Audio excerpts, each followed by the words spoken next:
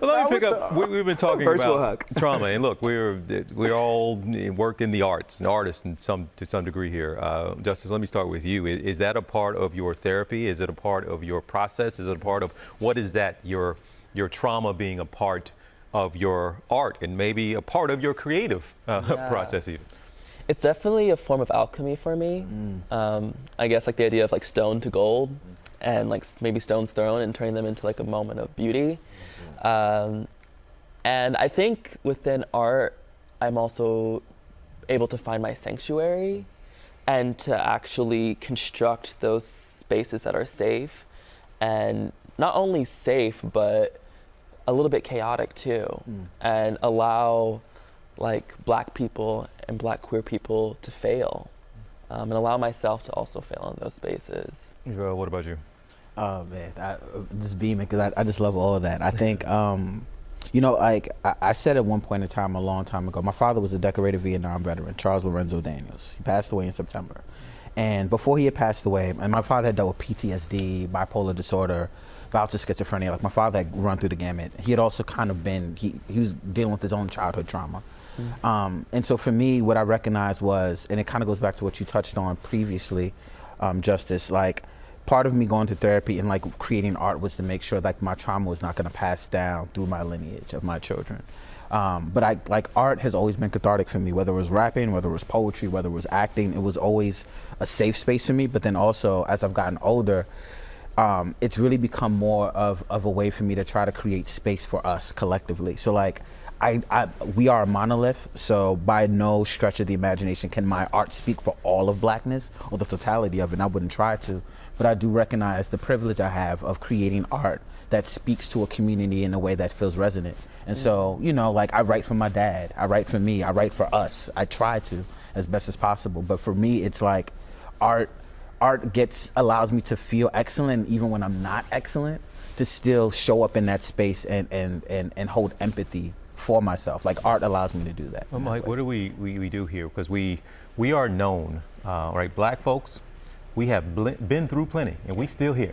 And you know what? Oftentimes we are singing and dancing through it all. There's this idea of we're getting through whatever trauma, and we find our way to find some kind of joy, but sometimes that feels like pressure as well in our environments. Like I gotta get to this place because that's what's expected. That's what my ancestors did, right? How do you view, I guess, some of that pressure we put on ourselves to always end up in that joyous place?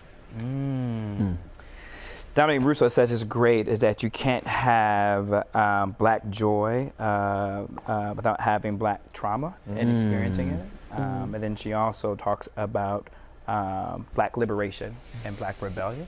And so I think a lot of us, when we are, I think a lot because we're so, the reason why we're so expressive, the reason why we're such beautiful painters, writers, dancers, actors, singers, writers, journalists, is because we're coming from a place and generation, and we talk about generation trauma, that we're bringing into the stage, that we're bringing into the pen, that you bring in front of TV every morning, right? And there's a moment where we get a chance to celebrate it and say, I'm here, right? And I'm here and I want to advance. I want to push and I'm gonna smile. And I'm gonna dance, I'm gonna show out, and I'm gonna show off, and I'm gonna wear my colors. I'm gonna wear my bright green You know what I'm beanie. saying? Yeah, I'm gonna do it. You know I'm gonna do it. Non-binary and femme presenting, right? And I think that's beautiful. And I think it's beautiful that we're showcasing that. And so I think that we have to have it all. I think that's a part of us. It's all of us. Like you can't separate any of this from us. You can't separate the pain and the trauma and the joy. Yeah, it's all of who we are. It's the Black experience. What did May say? You know what I'm saying? Joy. You know what I'm saying? It's pain, it's sunshine. Yeah, you know what I mean? it. Like, it's the notion that we get to, and again, I always go back to this idea of duality. And like, what I wish for us more than anything is to be able to hold space for the grief and the joy. Yeah. Like, and it's hard because it doesn't seem to make sense to us, I think, in our sensical brains, but it doesn't have to make sense in order for it to be true, I think, to a certain extent. Like, our excellence and our joy, exactly to your point, Mike, like they live together and they can live together in harmony, you know, and I think there's like, I don't want to let go of my trauma per se, because the trauma, that's impossible. But what I can do is recognize how my trauma has put me in a position to utilize it in a way to empower others, or to help others find joy. And to me, that in itself is like, that's miraculous. But we have the gift of that. When you said joy and pain, it reminded me, and TJ, I'm curious about your experience growing up in Arkansas. Because to me, what was expressive in the previous generation, we've been talking about generationality, I was thinking about like my parents' generation and how all that got expressed. The difficulty my dad and mom went through during the week, trying to raise children of 4 children in the Midwest, right, doing their best. And they were great parents, and we had a really great life. But what burden that took for them. And I think about the weekends and our house parties in the basements. We had basements in the Midwest. And those parties, man, were off the chain. The Al Green, the joy and pain. And so I'm just now hearing and smelling the sounds and the food and the scents and the spades and the dominoes and the music. And for me, that was all reflective in those house parties in the basements by our parents' generation. I'm curious, when Arkansas. You know, we always, I think you all probably, we talk about privilege up here so much. And I was just talking to a friend of mine yesterday. I was going through something and upset about whatever, and she wrote back, "Oh, you got champagne problems."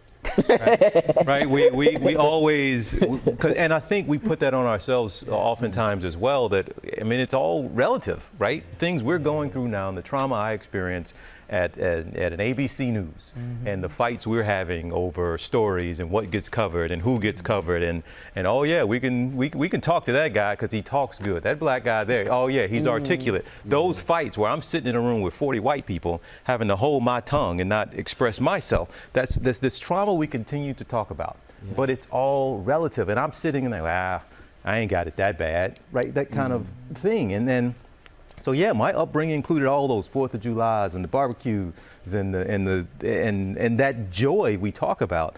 But the trauma I didn't experience until I got into my own in this business. I didn't see it with my parents, right? In West Memphis, in the neighborhood we grew up in. I didn't see it until I got into a corporate world, and I'm like, damn, this is the foolishness we got to deal with. And then you get a little older and you get a little more experience. You go, oh, now it's my responsibility to take this on.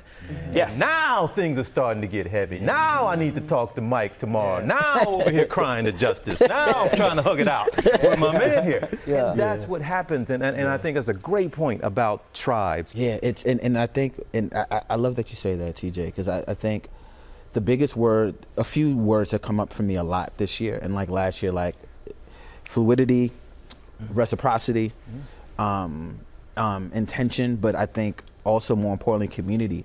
Like, and I think we took community for granted, to be honest. And like, not community in the sense of, yes, like community that's proactively looking to change things on a local, state, national level. I think that's important, absolutely. But I think when we talk about Black liberation, Black healing, for me, it's about communion, right? Like us Fellowship, getting together, man. breaking bread, like, or just having space to talk about things. Like, and it doesn't have to center around race. And I think that's what's also important.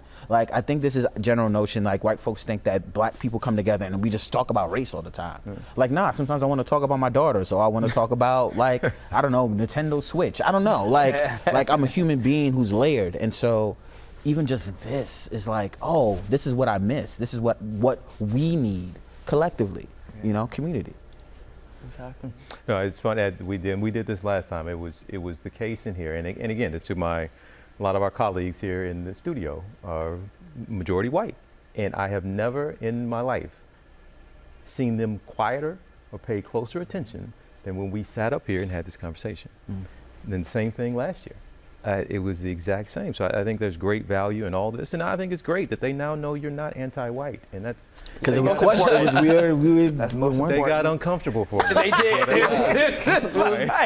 We got one last break here. We're going to come back, and we are going. Can we keep saying that, TJ? Just want to mark. I'm going to be cut. Cat at the control room. He does have to walk home after this.